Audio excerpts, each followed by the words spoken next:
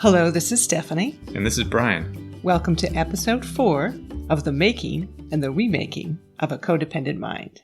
Last episode, we talked about the phenomena of trauma bonding and how it played out in 2 of your romantic relationships, abusive relationships, with women we call R and J. R and J both triggered and exploited the trauma responses that you were still experiencing from your abusive childhood friendship with a boy we call G. You mentioned in that episode a number of times that R and J were, presumably still are, both narcissists.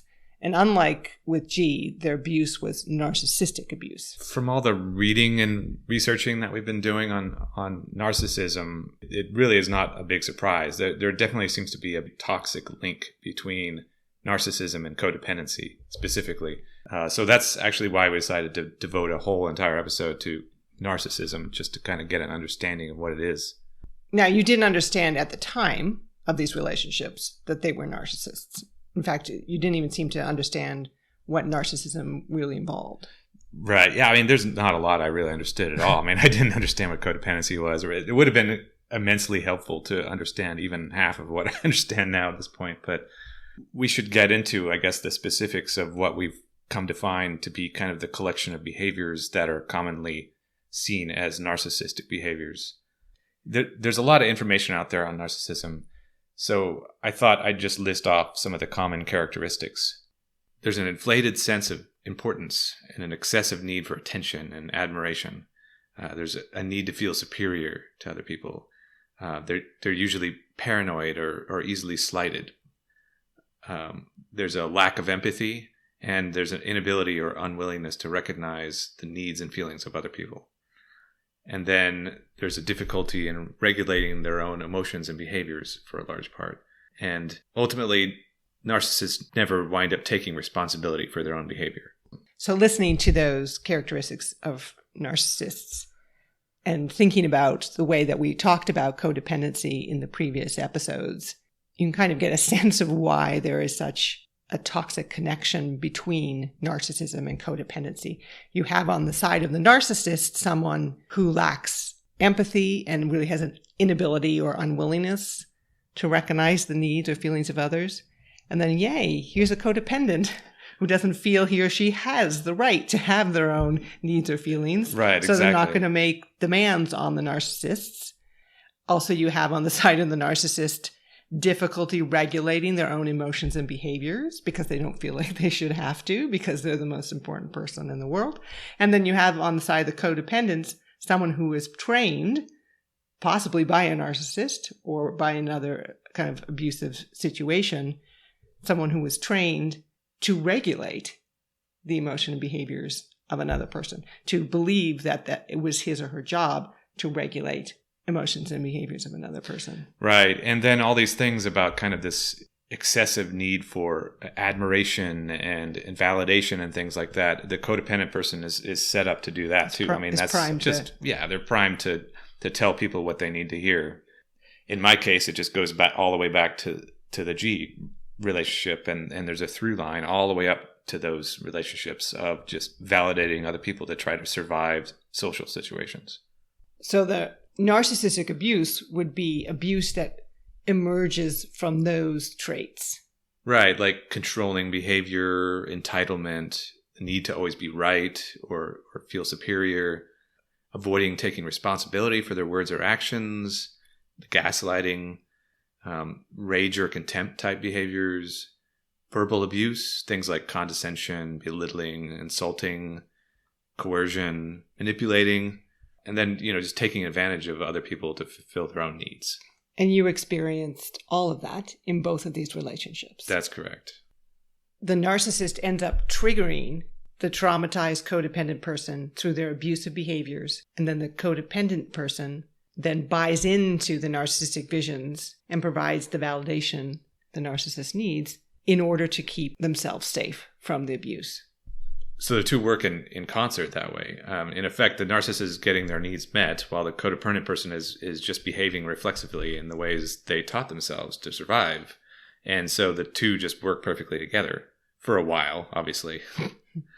So in my case, I just got stuck really quickly when I came across one of these people.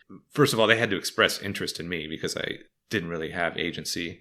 But once they did, this whole draw-in process that we'll explain a little more, this love bombing, quickly followed by the abuse, which activated all my codependent behaviors. Why don't we talk a little bit about how you did get into those relationships and how the trajectories for both of those relationships, especially at the beginning, were very similar? Yeah. Because I suspect a lot of people who've been in relationships with narcissists, they will probably see a lot of similarities between their own experience early on in the relationship and your experience in those two relationships. When I reflected on them, it was pretty amazing how many of the experiences lined up almost exactly. When thinking about the start of the relationship with R and the start of the relationship with really, J. the whole trajectory of the relationships, how they started and how they progressed, and makes it really easy to explain the link for me between narcissism and codependency because almost the same exact thing happened twice in a row, back to back. So here's the similarities that I found between the two without going into too much detail yet. They both started with this love bombing, which we've mentioned before, this extreme words of admiration and, you're so amazing, you're so handsome, you're, blah, blah, blah, that kind of stuff. And started really from almost the first conversation. Yes, exactly. Right from the first conversation, the first day, really, really, really long conversations, daily conversation. It's just kind of this barrage. And then even big relationship discussions happened within the first week with both of these people. Just like, we're talking about our future already and things like that. And so just all this kind of destabilizing attention. Which I had a really hard time, I know we've mentioned this before when we talked about love bombing before, but it's, everybody likes to be admired and it can be confusing to have that kind of love bombing. But for someone that with as low self-esteem that I had, it was especially destabilizing. Mm-hmm. And then both of them made a big push to move in together really quickly. There was kind of like this, I don't want to say tricks, but looking back, it kind of felt that way. It became an offer I couldn't refuse sort of thing, Mm-hmm. So the moving in together happened really fast, within 3 to 5 weeks of even meeting the people. This, I guess, is fairly common with narcissists as well. You got to move things along very quickly. So within like 3, 4, 5 weeks, all of a sudden you're living with this person and you're in a relationship where you're talking about the future and you haven't really even got a chance to find out whether you like them. Do I even jive with this person at all? Right. Yeah, we'll get into this in the next episode with the lack of agency, but I didn't really recognize what I wanted to begin with. So it's just like, okay, sure, yeah, great. This person's really into me and they're asking me to move in with them and stuff. Woo. But then as soon as I did, or even actually possibly slightly before, I think, the abusive behavior started. That started very, very early on too, within the first couple of weeks that the abuse started. It was almost as if the abuse was these kind of tests, like to see if I, what my boundaries were, or even if I had boundaries, which I didn't, because that's often what codependents lack is boundaries, kind of like we've talked about when we went into codependency. So it was kind of just like seeing how much control they had, how much control they could get, like right off the bat. Then also with this whole intermittency thing, like we talked about with the trauma bonding, there was apologies. If I expressed like, wow, whoa, that was, I wouldn't use the word abuse, but that was pretty harsh or something, and I'd try to push back and they would apologize, both of them very at the beginning, very profusely apologize, but then also make excuses. There was some reason that they did it. There's some external reason. And in both of their cases, it was because their jobs were terrible and they were having a hard time handling their jobs. The people at their work were awful. They were out to get them, and their jobs were affecting their physical and mental health. Right. So going back to the narcissistic traits, narcissists do not take responsibility for their behavior. So their apologies were really about justifying their behaviors because it was other people's fault. It was their jobs or their coworkers. Yeah, exactly. It wasn't like, oh my health. God, I need to fix these behavior problems. It's I'm sorry, here's why I did that. Right. Here's why it's justified. Right. Then that would dovetail into the next step in both of these relationships was just continuing this onslaught of complaining about their jobs to where I started to feel responsible. That I needed to take on this emotional regulation problem that they were having. What do I need to do about this? And so in both cases, I was like, well, we're living together. I make a good paycheck. You don't have to have this job. You could always look for another one. But it wasn't, I think I went beyond, I was like, you should quit now. Because they were both abusing me. And they were both using their jobs and their physical and mental health as their excuses. So it's like, okay, well, maybe you should quit your job. With me in the back of my head going, maybe they'll stop abusing me if they quit their job, because now they won't have this horrible thing that they're putting up with every day. This happened within a few months. Within a few months of meeting someone, they are quitting their job and relying exclusively on you. Yep. It was a way to establish financial control, because with both of them, there was also this very heavy reliance on my income, but then also the finances were seen as our finances, really more their finances or our finances. I didn't get a sense. Because you told them to quit their job, so Right. they should have an expectation that now you will be permanently financially responsible for them. Right. And, which is interesting because you often hear about financial abuse, narcissistic abuse, somewhat from the other angle, where the high-paying spouse, usually or partner, usually the man, will control the lower earner, maybe actually telling her to quit her job so that he can now have financial control over her and doling out the money. That path wasn't available to either of these women. You made more money. They both, as you say, struggled at work to kind of keep jobs or to make progress. Really, this was the way that they came at from the other angle. They made themselves financially dependent on you so that they could now financially control Because you. it kind of fit into this puzzle that was kind of this chaotic thing that was going on within these first, couple of months. Mm-hmm. That was testing my limits, seeing what kind of boundaries I had, seeing how I reacted to their abusive behaviors and how I let it go and stuff like that. So it was kind of like, okay, well, here's a natural next step. If I just quit my job, I'll make myself even more reliant on this guy that has made it clear that he's going to accept this abuse and he's going to do whatever it takes to avoid this abuse, kind of. Mm-hmm. These are not... Seems almost like a script. Excessive love bombing, attention, moving things along quickly. As you say, testing your boundaries to see what they can get away with it, such that, again, within 3 months, you're trapped in a living situation with these women and feeling not just financially responsible for them, but feeling responsible for their mental health, for their physical health, for their emotions, and for their behaviors. Exactly, right. Just falling in line very quickly. We listed out earlier the common characteristics of narcissists. Let's get a little more specific in our portraits of these two narcissists. Tell us a little bit more about R. Okay. R was very conceited and arrogant, and she was often condescending, mostly only openly to me, but she spent a lot of time crafting her image, from the clothes she wore to the music she listened to, things like that. She went out of her way to make sure these things were noticed. She was bragging about how cool she was all the time and how she would do things before they became popular, and kind of was bragging about her past a lot, like all these crazy, interesting things she had done in her past, and would actually put me down for the fact that I didn't have these interesting things from my past, like was always making this parallel between the two of us. That she was superior. Yeah, just everything about her and her image and her past and everything was just far superior to me, and so she would use that a lot, and she would put down other people's tastes and things too, either behind their back or to their face in different ways. Usually she would play it off as humor, and she worked really hard on her social media image and definitely thrived on positive feedback that she got from the social media or just in person. And if she didn't get positive feedback, it was always kind of confusing. Like she would, was clearly hurt by if she didn't receive the level of recognition she thought she deserved. She saw herself as a very intelligent and capable person, and she was certainly resourceful, but much of that was really fragile as far as I could tell. There seemed to be some kind of trauma from her childhood at the core of this behavior. I don't want to speculate too much into this, but she did tell you. She did tell me some things about her past, how she was regularly called stupid and irresponsible by her family and things like that. It seemed like anything that she felt the need to exaggerate about herself were the things she went out of her way to insult me for.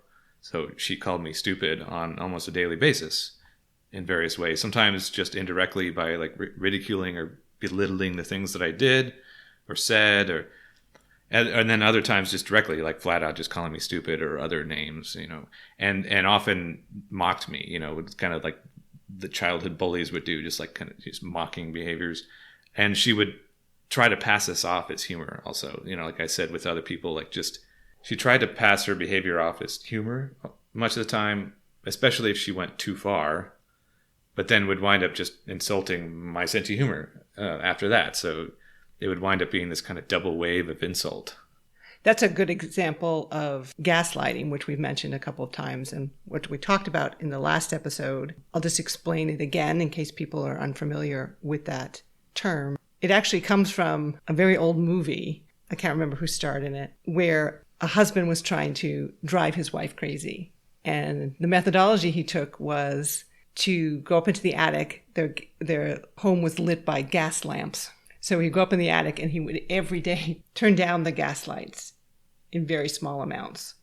And when his wife would start to notice this and comment on it that it was getting darker, he would say, "No, what are you talking about? It's not getting darker. It must be your eyesight. You must be seeing things."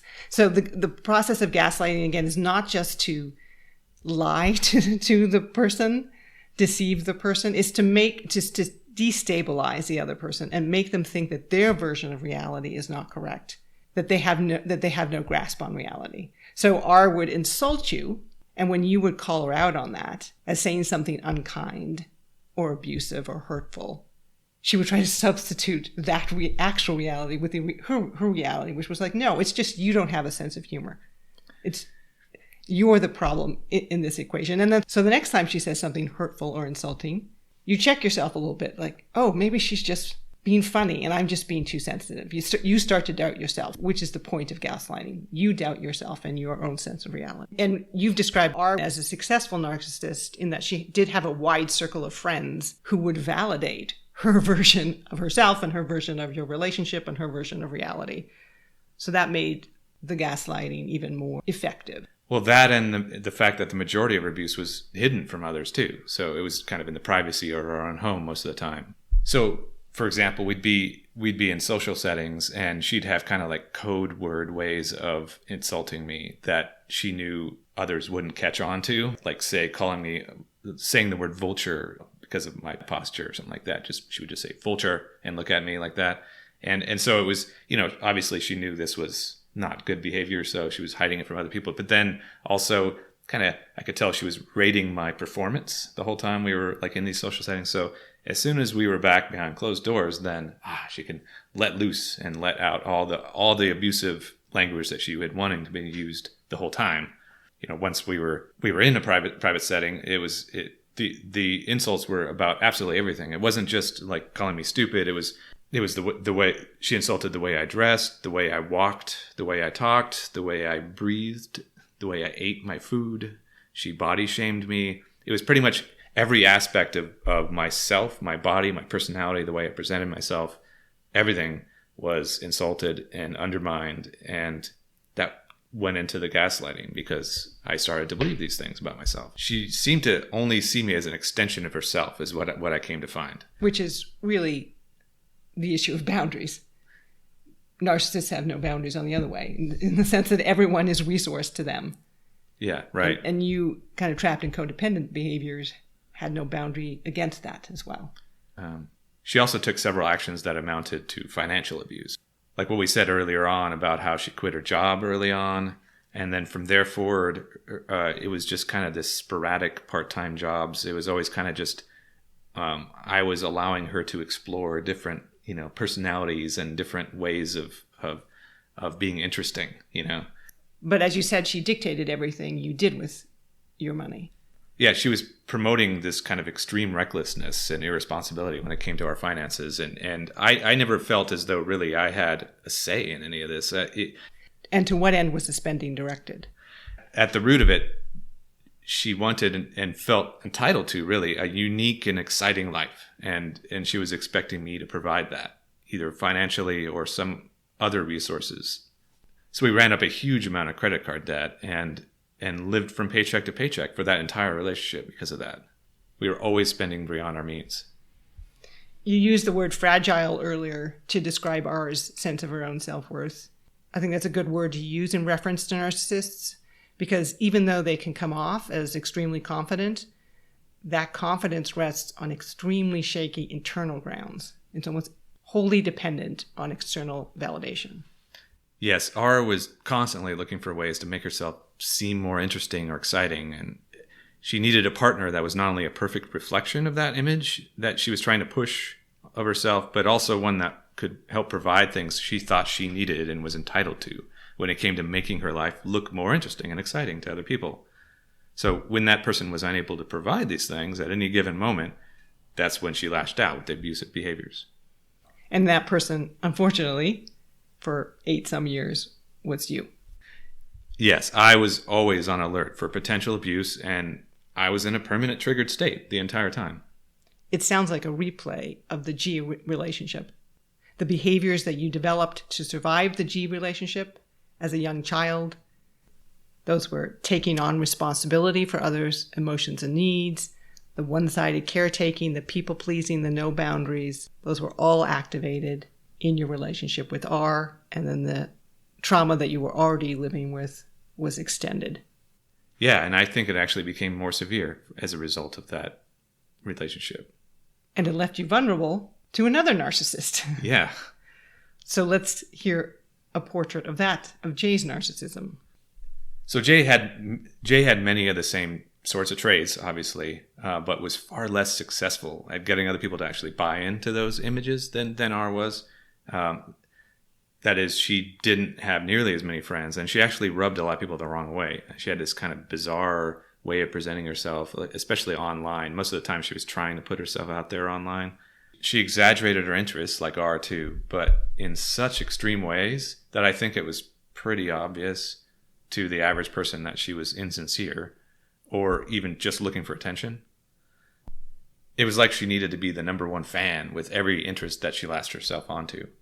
Some of the things that she claimed to be into, she didn't actually even know hardly anything about, like claiming to be a huge fan of certain authors or philosophers, but never actually reading any books by those people, like just finding quotes and like posting the quotes online. So it was like that became the extent of her interest in these things.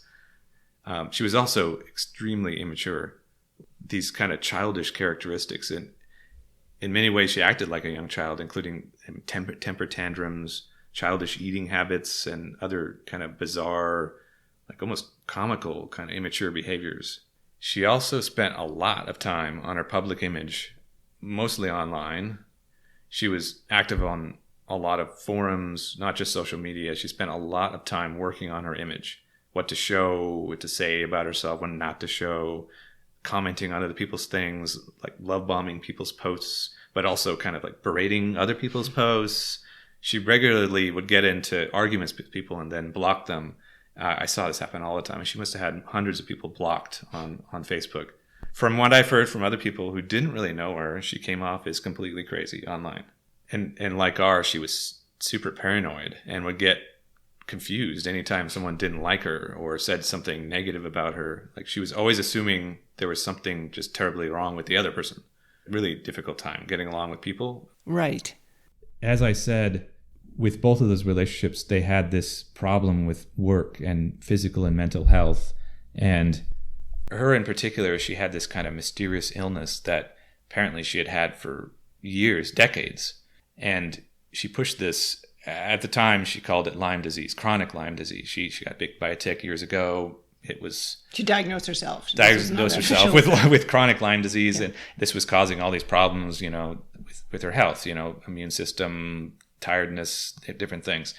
And also to treat you badly. And also to treat me badly, right? So it became this. Initially, that was the main reason for the excuse for the abuse.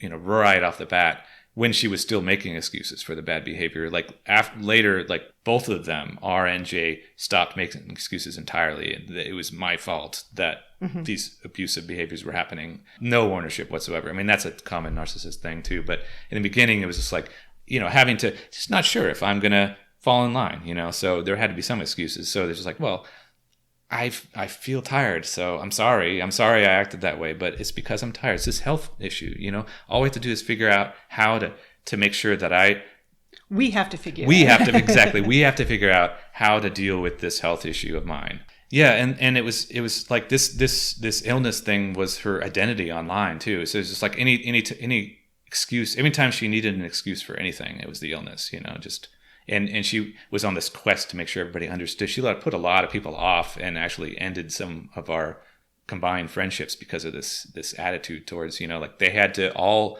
support this quest of hers and respond in very specific ways to it. You described R as the successful narcissist and J as an unsuccessful narcissist. I think that's a useful distinction. We often have a stereotypical image in our head of what a narcissist is. They're very charming, they're very beautiful or handsome, they're very successful in their chosen field. But that is really a version of successful narcissists. Someone can be narcissistic and have the same deep sense of entitlement, deep sense of superiority, excessive need for admiration, little or no empathy for other people, and not have the resources to charm people, to be successful in their chosen field of work. That's a pretty terrible state to be in as a narcissist, to know to your core that you are special and unique and entitled to good treatment, but to not be able to convince anyone in your life that that's the case. It sounds like what happened with Jay. She decided this illness was going to be the thing that was going to make her special and unique and would entitle her to special treatment from everyone around her. Yeah, everyone had to respond to it in a way that she wanted them to respond to it in. Everyone had to take it very seriously. Everyone had to give her the type of feedback she wanted in the way she wanted it. And it became fuel for her abuse of you as well. Yeah, with me, her abuse started almost immediately too, just like R, but her abuse was different. Her abuse consisted mostly of verbally violent outbursts and coercion and extreme controlling behavior. She saw that I would get very afraid and shrink down and freeze in these moments. And I came to find that was really the only way to get out of these. I tried the flight. She would follow me. I tried fawn, tried to talk her down. It wouldn't work. So it would just be freeze. I'd sit there, take it, and then wait for it to end. And in the screaming would be anger, shaming, belittling. Right. The goal being control. Exactly. If you in any way violated her control, you would be met with anger and shame and belittling. When I think back on the source of a lot of these extreme outbursts, it often was that somehow I mistook something she said or didn't follow something she said or get something correct from what she said or missed a detail of something she said. But part of the problem here was, first of all, she was a big verbal diarrhea person. She talked and talked and talked and talked and talked. And I found quickly that I needed to listen to every word. I couldn't really interject. It actually often made her angry if I tried to interject. So I would listen, but what I didn't realize that there was going to be a test afterwards, right? I had to not only hear everything, take in everything and understand everything, but there were often directions in there somewhere, right? So it would be like, I'm expressing a view. The fact that you're not saying anything back or correcting me or changing anything, I'm assuming you agree with every single thing I'm saying. I'm expecting that you agree with everything I'm saying. So then later, the next day, next week, or whatever, if I say something that contradicts something that she said during one of these dumps, it would be like, wait, no, you agreed to this. Last week I was talking, you agreed. You said you were going to do this. So that kind of stuff, that's a very common reason, but there was a lot of reasons for, she was extremely emotionally immature, so anything would set her off. The verbal violence was extremely triggering for me, much like R's methods of making me feel inadequate. Anytime I tried to point out the behavior, though, she would either lash out more or swing to the other extreme, which is to kind of push hard for more sympathy, like making excuses for the behavior, which usually involved blaming the health condition.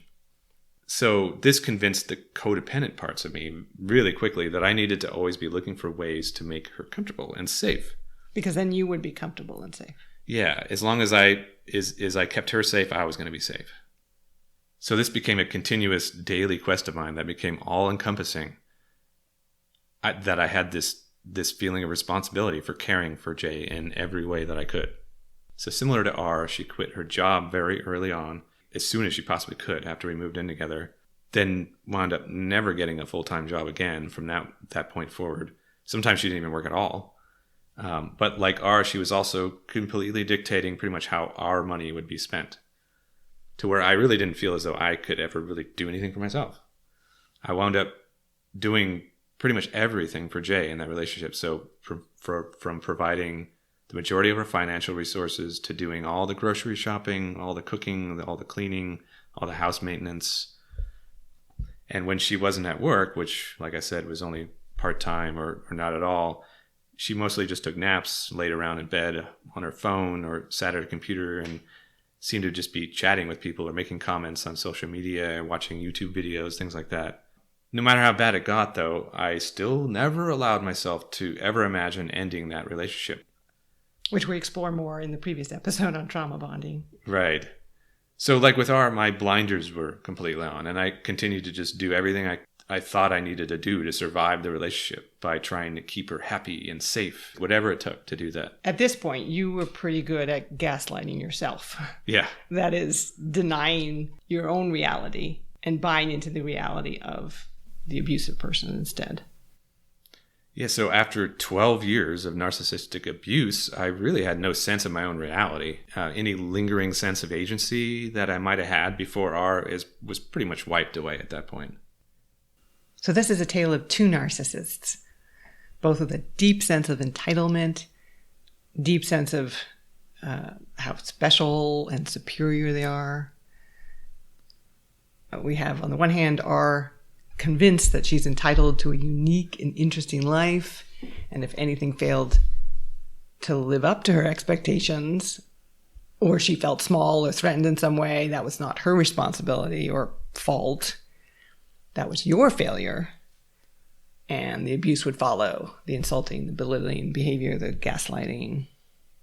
Mm-hmm. And then, on the other hand, we have Jay, convinced that she suffers as no one else suffers, and it's everyone else's responsibility to arrange their lives for her. And if she ever felt uncomfortable or threatened or uneasy, again, that was not her responsibility to address. That was a failure on your part, and abuse would follow. Right. Verbal attacks, coercive control, manipulating, gaslighting. Mm-hmm, mm-hmm. Yeah, it's funny. For a long time, I pushed this narrative that Jay was better than R, like just... Or basically not as bad, mm-hmm. You know, only simply because like at the beginning, she didn't call me stupid. So I was like, well, that was my benchmark. Although actually she did wind up eventually doing that anyway. So I didn't want to see the similarities because I was struggling with a lot of confusion and shame, both during and after those relationships, about how I was treated and why I was with them. It's actually somewhat ironic how unique narcissists think they are, given that they're all kind of variations on the same theme. Mm-hmm. If they weren't so destructive, it would almost be amusing how banal and cliched they actually are. Yeah. I mean, really, understanding the narcissism and this codependent narcissist link helped me hugely. But the link isn't the whole story. There's still more to come. Right. At this point in the podcast, we've given a pretty clear and detailed look at the sources of my codependent behaviors, where it started, the most impactful relationships I had since then that went to deepen and expand on those maladaptive behaviors. We've explained what we mean by codependency and the types of behaviors that fall under that umbrella. But equally as important as exploring and understanding the source of my codependent behaviors, though, is a more thorough look at the actual behaviors themselves. Mm-hmm. As we've mentioned throughout the previous episodes, there was this kind of web of behaviors that all played off each other in such a way that I kept myself mostly ignorant of not only those behaviors, but even just acknowledging the abuse that came from other people. We're going to spend the next couple of episodes focusing on those various behaviors in more detail and how they worked, starting with this concept that we've mentioned a few times already, that I had this lack of agency over my life. We hope you will join us for that discussion. If you have comments or questions, or want to contribute your own stories, you can find us on Facebook or Instagram by searching Codependent Mind. Hello, this is Brian, the codependent mind of this podcast. Thank you for listening. I wanted to let you know that we have started a Patreon page where we are posting bonus content and hosting a private discussion forum. There's a link in the show notes if you'd like to check it out.